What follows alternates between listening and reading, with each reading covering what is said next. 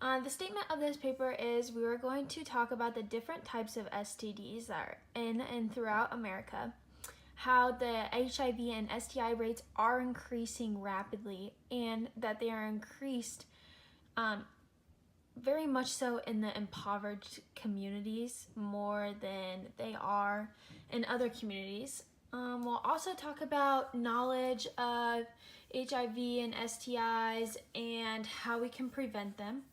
And we'll also talk about how we can help and how we can stop these rates from growing. A sexually transmitted infection, an STI, is an infection transmitted through sexual contact caused by bacteria, viruses, or parasites. STIs are becoming more prevalent through all communities, but there are some communities that are more likely to contract an infection than others. STIs are such an important and upcoming topic now because every year there are about 20 million new cases of STIs. About half of those new cases are found in younger people, ages ranging from 15 to 24. Some of the most common STIs we hear of are often chlamydia, gonorrhea, genital herpes, HIV, and AIDS, HPV, syphilis, and hepatitis. Several of these infections can come with little to no symptoms, so sometimes people can be infected and not even know it, which is why you should be tested often to ensure your health so you do not spread unwanted diseases. If an infection is left untreated, this can lead to infertility, increased susceptibility to other diseases, damage to reproductive organs, and issues during pregnancy. Depending on the infection, if you give birth, you can pass the infection to the child during birth. There are many factors that play a role in how much more or less likely you are to contract an STI. These factors can range from your gender and sexuality to where you live and your race. Being Latino puts you at a much higher risk of contracting an STI compared to almost all other racial and ethnic groups. Hispanics account for almost a quarter of all HIV diagnoses in the United States, but only accounted for 17% of the population.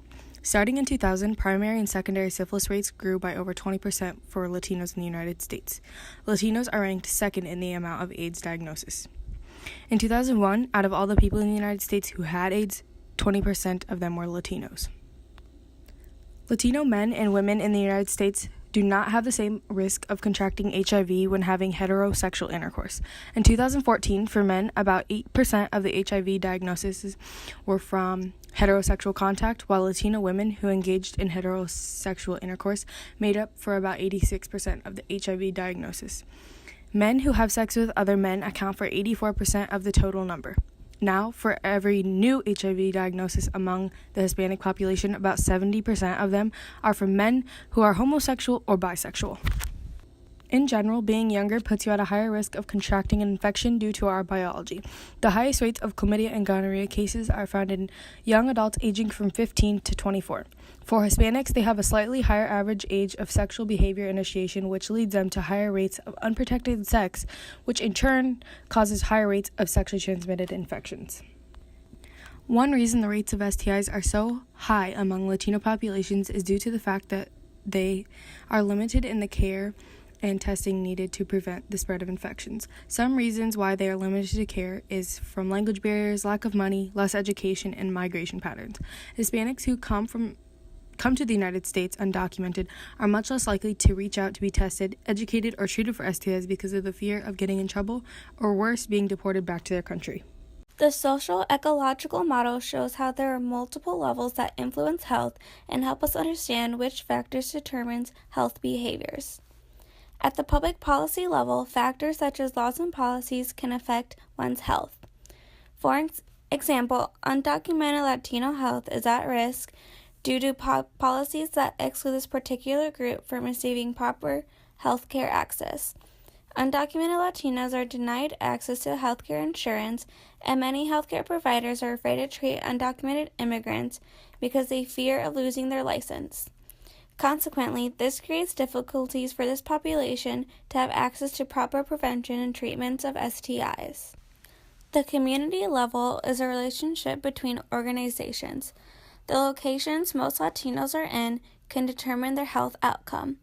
If they are located in a low-income area that is not near a hospital or clinic, mobilization could become an issue, which means Latinos will have a hard time getting screened or receiving treatments for an STI.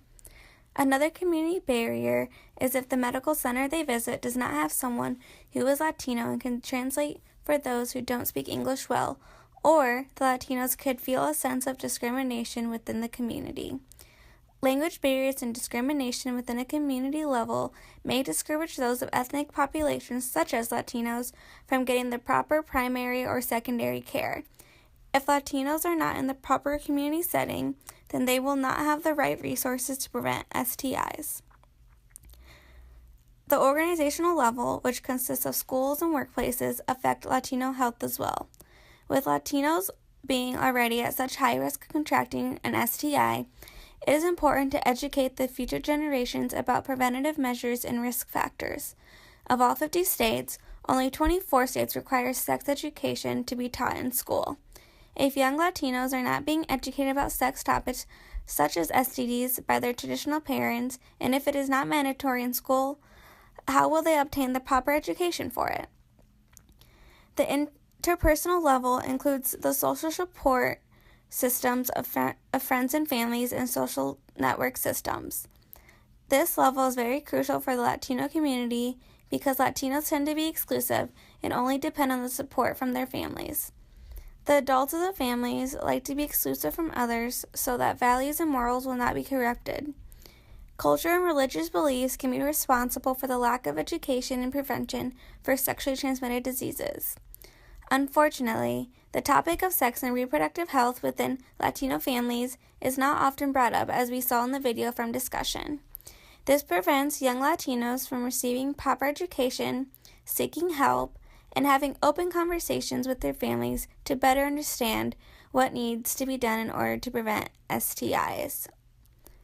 One study that was conducted at the University of California, San Francisco, found that condom usage was not common upon those who come from traditional families.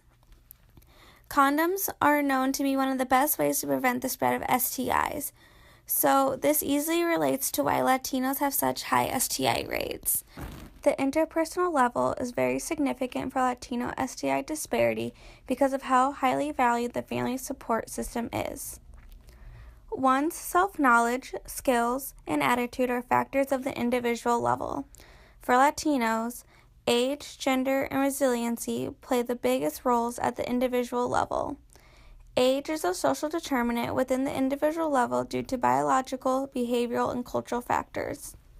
So, adolescents and teenagers have higher rates of STIs than of older adults. As previously stated, young Latino women are most likely to contract an STI. Latino women get pressured into sexual acts easily because they are traditionally taught that their male counterparts are dominant. Therefore, this is a social determinant for women for being more susceptible to an STI. Other factors, such as being an undocumented immigrant, can create individual barriers such as fear and shame and discomfort when it comes to being screened for health concerns such as an STD. In a review, the author discovered that many undocumented immigrants feared deportation, and they felt that their health concerns were dismissed or not believed by the health providers due to difficulty in communication.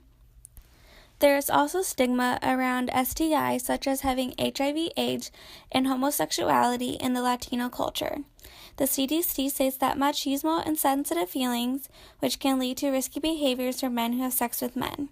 This stigma may prevent Latinos from seeking medical attention, such as prevention information and treatment options.